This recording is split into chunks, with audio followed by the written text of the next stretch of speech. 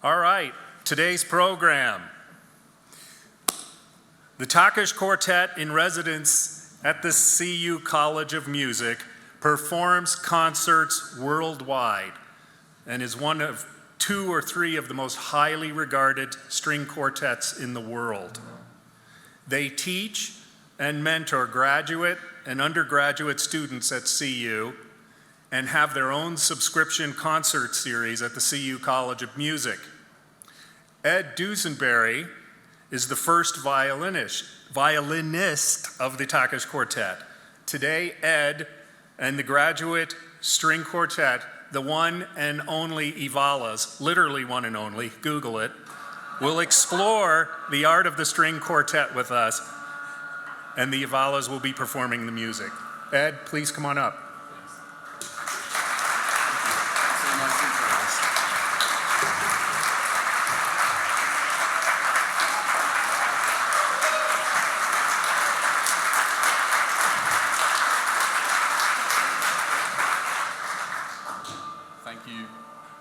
Thank you for the, is this working?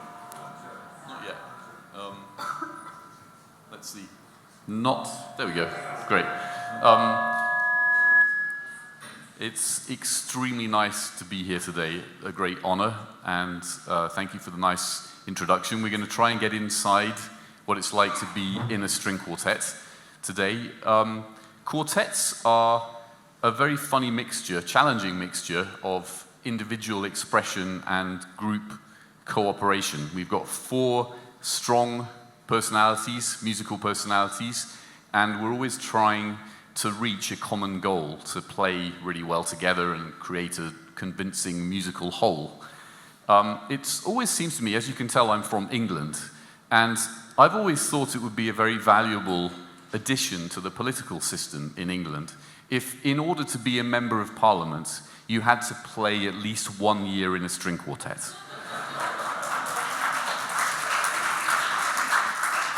I think many of the problems that we see there, let's face it, our politicians are not covering themselves in glory at the moment. Whatever side of the spectrum you're on, I think many problems would be solved by this type of work. So the first piece that the Ivalas are going to play for us today is the last movement of a string quartet by Beethoven, composed in 1806, and it was at a very pivotal time in the history, the evolution of string quartets, which until just a few years before that had been really something that were done mainly by amateurs and had tremendous fun doing it. But when Beethoven started to write music as hard as this, it became very clear to the person who commissioned these quartets, Count Razumovsky, that there was need for a professional ensemble, an ensemble that would have the time to do exactly what the Ivalas are doing right now, which is spending hours practicing, rehearsing, preparing so that they could play this more challenging piece of music. You'll notice when you listen that the roles of the people in the group change. Sometimes there'll be the cello, Armé and Pedro will be playing something together. Sometimes Ruben will be kind of doing his own crazy thing. The other 3 will be a unit. You'll hear the great flexibility of roles that you need to play in a quartet. So too much talking, let's hear some music. This is a presto from Beethoven String Quartet, Opus 59, number 2.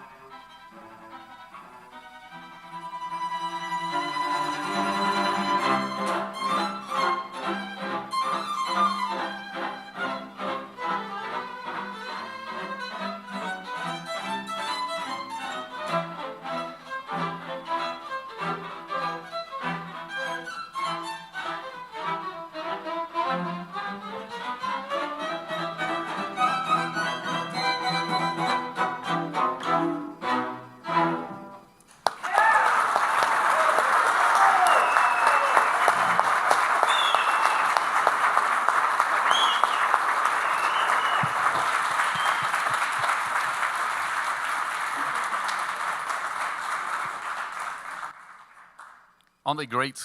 And usually when you're playing that particular movement, you have the first 3 movements to warm up before you have to play it. So to play that cold that well is great.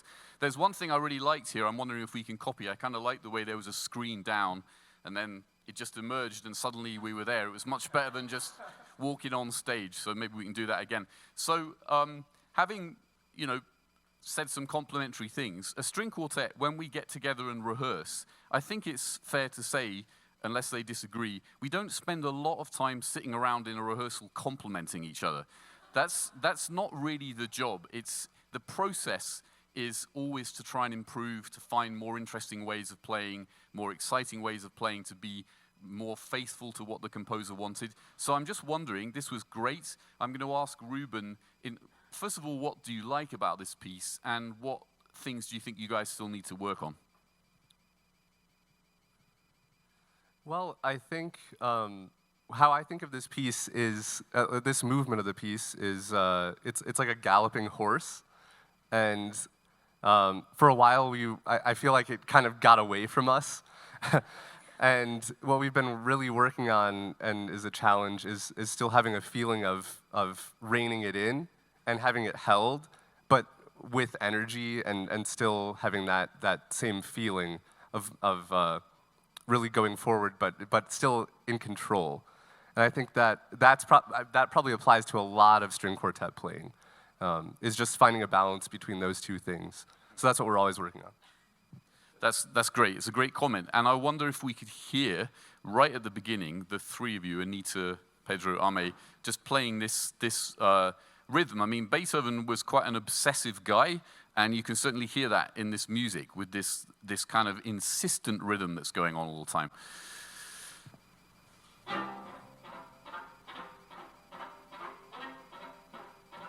That's great. Can you guys, is there a way to make the shorter note, the da-dum, ba-dum, even like a little bit more annoying? So that like tonight when I'm trying to go to sleep with my Asian jet lag, I just got back from Japan, all I'm going to hear is this da-dum, da-dum, da-dum, da-dum.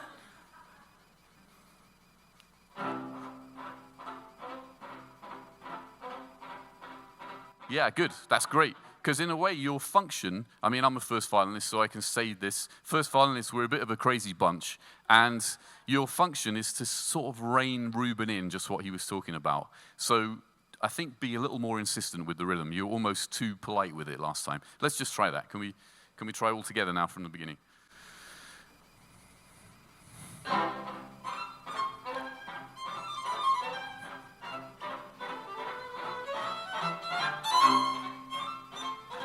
Very good, great. That's great. And I think, Ruben, you could play more insistent. Ba-dum, ba-da, da-dum, da-da. So you're a little bit... Beethoven was never... He was never a sort of an easygoing guy. And when people went to visit him to have coffee with him, they never really kind of knew what they were going to find, but they just knew it wouldn't be a predictable, easygoing kind of experience. So I think you can just get in everyone's faces a little bit more. I know it's piano, but even so.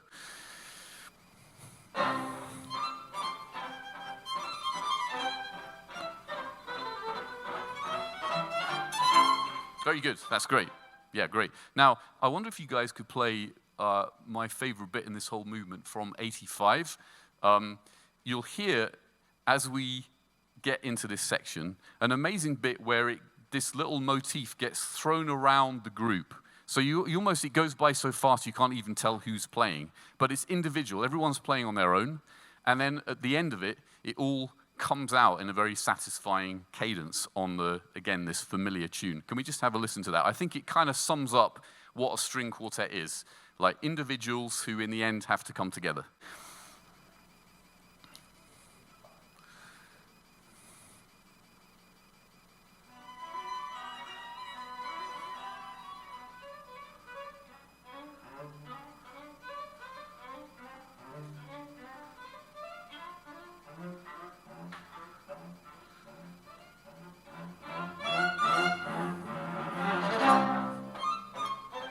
Great, very good.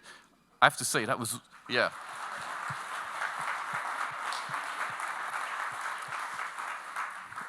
I have to say that was kind of mean of me to get them to do that. It is by far the hardest place in that. And I didn't want to tell you or them that before, but we were once playing this in a concert in Australia, which was being recorded for radio broadcast afterwards. And for whatever reasons, we didn't manage that passage quite as well as they did. There were some big holes while people were trying to work out whether they should be playing or counting. It didn't work too well, to the extent that the radio producer asked us to go back on stage after the concert and record that passage just like this, so that they could splice it into the broadcast. So playing string quartets is a bit of a dangerous business at times. Just one more passage in this piece. Could we go to the end where this melody comes back finally, very insistent fortissimo? If we could pick it up at, let's do 352, just after that general pause. As you guys approach that, could you make a more emphatic crescendo? Really imagine Beethoven, his guests thought they were having a nice, comfortable time briefly, and now he's just got really intense with them, and they don't know quite what's going to happen next.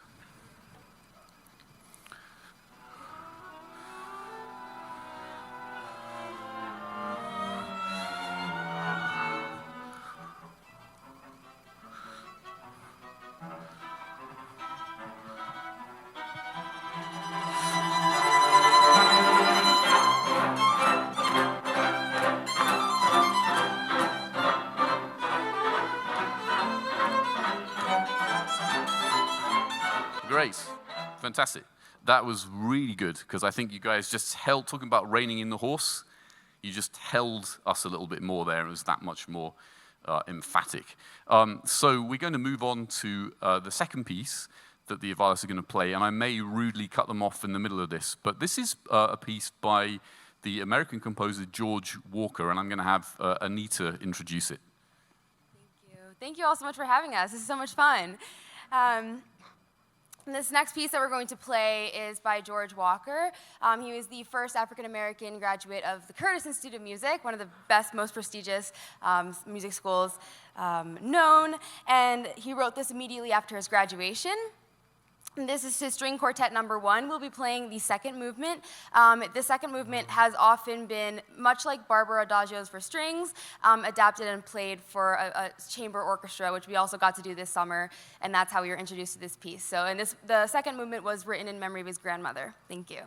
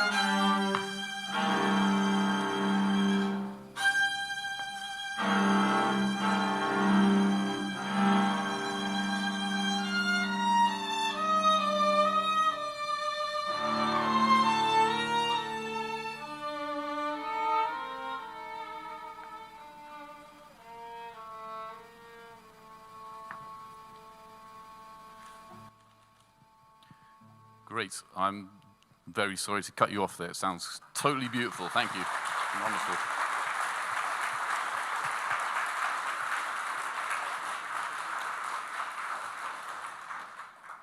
You will notice that almost casually there are two violinists just swapped where they were sitting. And some quartets do this. They change first and second violin role, and it needs even more flexibility to be able to do that. We're not going to ask Arme and Pedro to switch instruments. That would be a little bit much. Arme, maybe you could just tell us something, how you felt playing this. How did it feel in this space? Is there a particular thing you'd like to work on? Sure. I think this piece particularly speaks to us because it's a nice memoriam, and I think it speaks to the diversity of our ensemble. It's amazing to play in this place, in this space, because we can hear pretty much what we're doing on stage out there. I don't know, I'm having a pretty easy time hearing you guys. What I liked about just now is that we really felt the intervals. The key is very weird.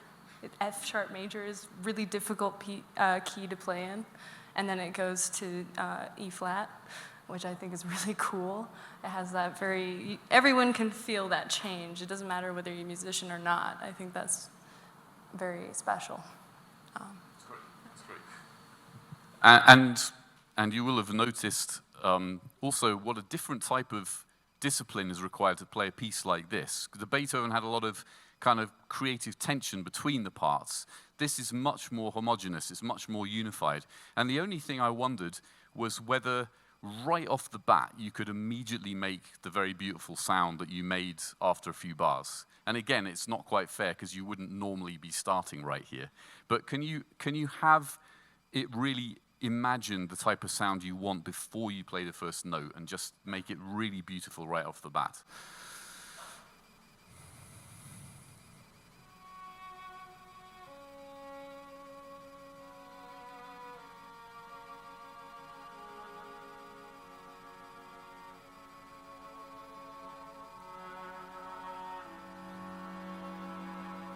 That's great.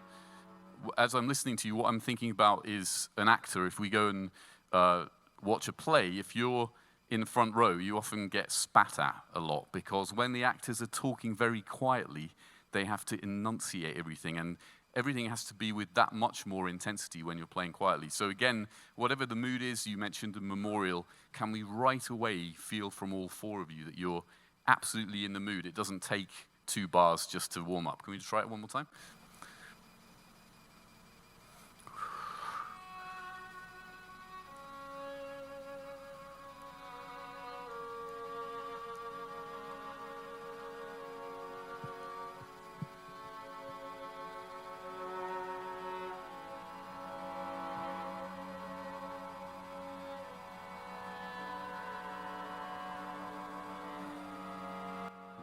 Great, fantastic.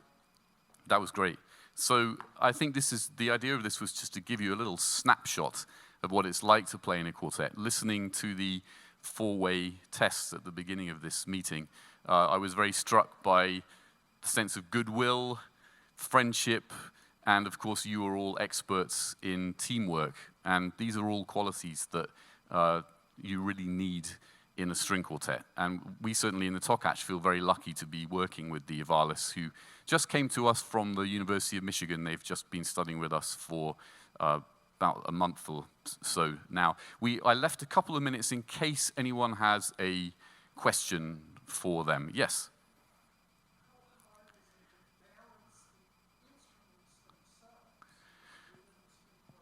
Great question. So the question was, how hard is it to balance the instruments within the quartet? Pedro, maybe let's take that. It, of course, is a question of whatever piece and whatever texture we're playing at the moment. Usually, I will try to be the base of the quartet. I mean, I do play the lowest notes, but at the same time, it's like a foundation of the sound. And then we'll build upon that. Sometimes at the beginning of rehearsal, the first thing we'll do is just play an arpeggio, and I'll start with the lower note, then the viola will join, and that way we try to stack the sound up so that we all balance The other side of that question has to do with color. Sometimes we'll have moments when we have different textures going on in the music, like in the Beethoven, and 3 people will be playing something that is contrasting to what the first violin is playing. We'll try to have a similar color or a similar balance, and the other person is more free to have more liberty with their sound. It's a great question, because balance in all sorts of shapes and forms is really what playing quartets is about. And certainly in our rehearsals, there's a certain amount of, yeah, you're too loud, you need to play quieter there, and you're always kind of juggling to find that balance. Exactly. Probably time for one more. Yes?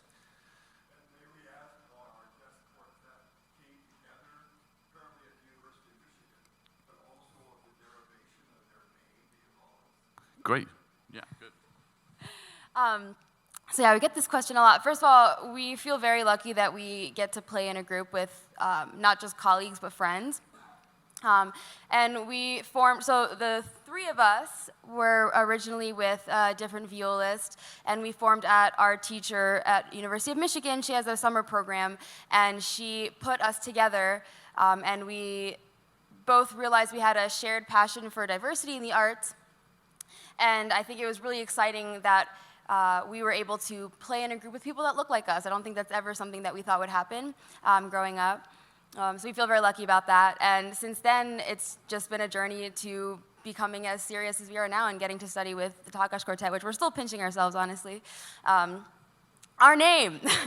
So it actually started one Saturday night. We were all hanging out, and we needed to put a name on our recital poster that was due, and we hadn't found anything that fit. And so we randomly came up with it didn't mean anything. It was like a bunch of random letters and words. And then we kind of jokingly told our violist, who wasn't there at the time. He put it on the recital poster, and the rest is history. So yeah, if you Google Ivala's Quartet, we are the only Ivala's Quartet in the planet, as far as I know. That's a very good thing.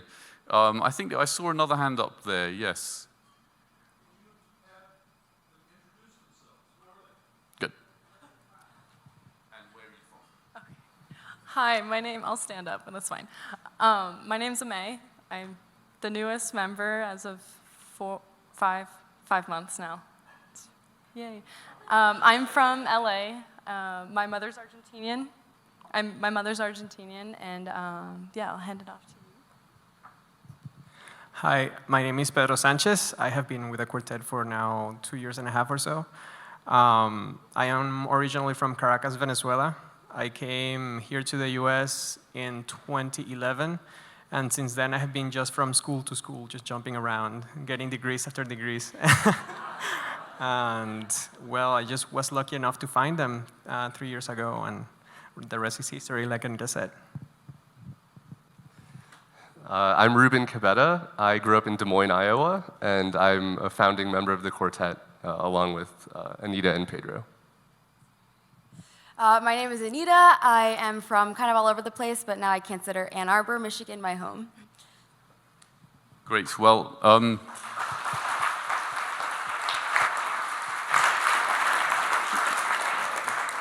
thank you very much for being such a nice audience, and we all enjoyed presenting for you this afternoon. Thank you.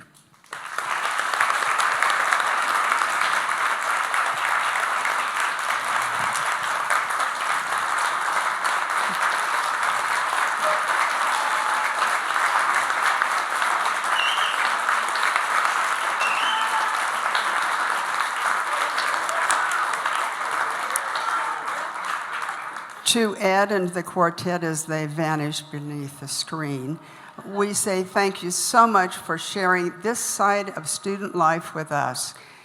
We certainly support all sorts of students and talents and skills, and you had the opportunity today just to see what it's like watching a coach, watching accomplishment of this in a whole different manner than perhaps you would see. It's certainly a wonderful gift that the students have to be able to study with the Takash. Those of you that do have tickets, you've heard them in person, and if not, you may well have heard Takash on public radio. So we're most grateful to add into the quartet and the time that you've given us today. You've heard us talk a bit about polio, And in your honors, we are providing 100 doses of vaccine to eradicate polio. And as we say, we're just this close, but we've learned we're not that far yet. So again, thank you so much for spending the afternoon and giving us a wonderful cultural send-off.